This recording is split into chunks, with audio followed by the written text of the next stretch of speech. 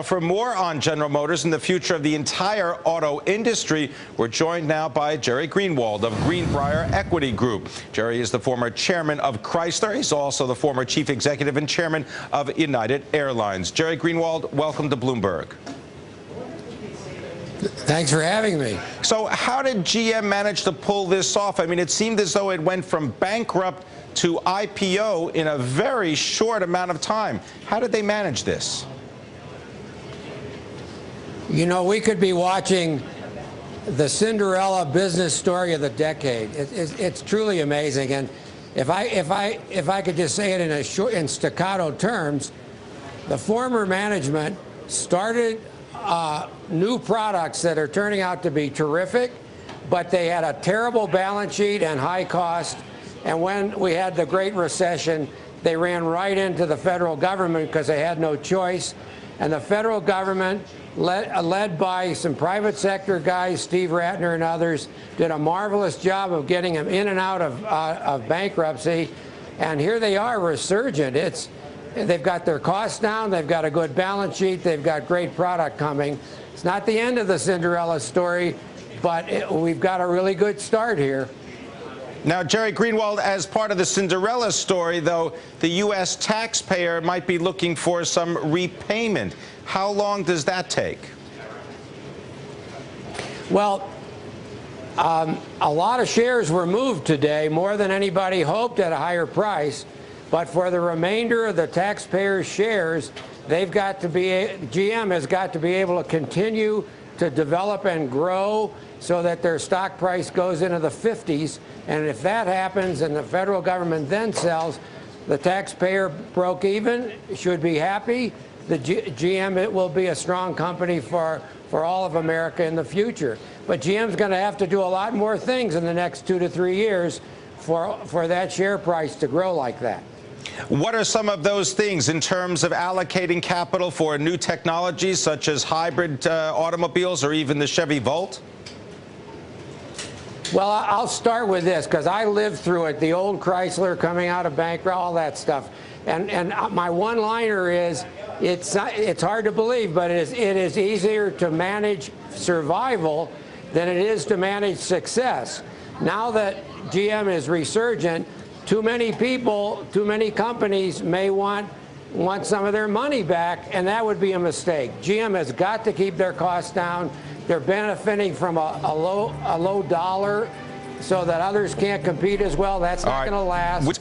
Jerry Greenwald, to just pick up on something that Julie Hyman was talking about, margins. Can the U.S. automobile industry produce stable profits at the current price points? Because they've got very low financing costs right now, a lot of 0% down, 0% financing deals and $1,500 cash back. Is that the way that they're going to see themselves to stable profits? I believe they're going to need to continue to offer credit. They're going to need to offer more credit as the economy gets stronger. Total sales in America are going to go from 12 million a year, cars and light trucks, back up to 15 or 16 million. That means more credit, and they're going to need it. And so even if they have to pay some more for it, they'll be fine.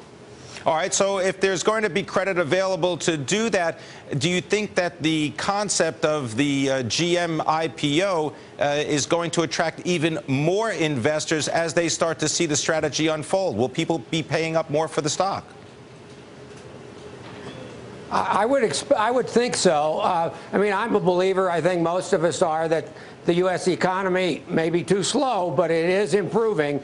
And as it improves, the number of cars and trucks sold in America are going to go up by another 30%. So I think there's going to be growing confidence in the next 2 to 3 years, as long as the car companies have learned their lesson, hold their costs down, keep their quality up, and keep bringing out great product. They talk about great products. Talk about a new product, the Chevy Volt, and the popularity perhaps of electric cars. Is this going to depend on fleet sales and government subsidies for a while? I'm not a great champion of an early success of electric cars. I think the whole auto industry is on a 10-year journey, and it's going to require some form of subsidy in the interim to see electric and even electric hybrid cars continue to grow in sales.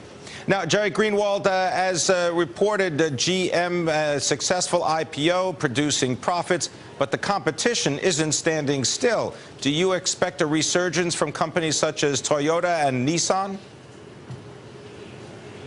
I do think that we're going to see a resurgence from Toyota, probably Hyundai, probably Nissan, and that is why GM is going to, Ford and Chrysler are going to have to keep up the pace of ever more exciting new products. This is a tough industry. You stand still, you get run over. Jerry Greenwald, what about the technology that's going in new automobiles? Are people more interested in what they see in the cockpit of the car than what they can look at under the hood? I think the car companies have created a lot of excitement, both in terms of safety devices, convenience devices, communication devices, but there's still the excitement from design, and that's never going away. Jerry Greenwald, what about taking control of their own destiny in terms of finances for General Motors? Is that something that needs to be accomplished sooner rather than later?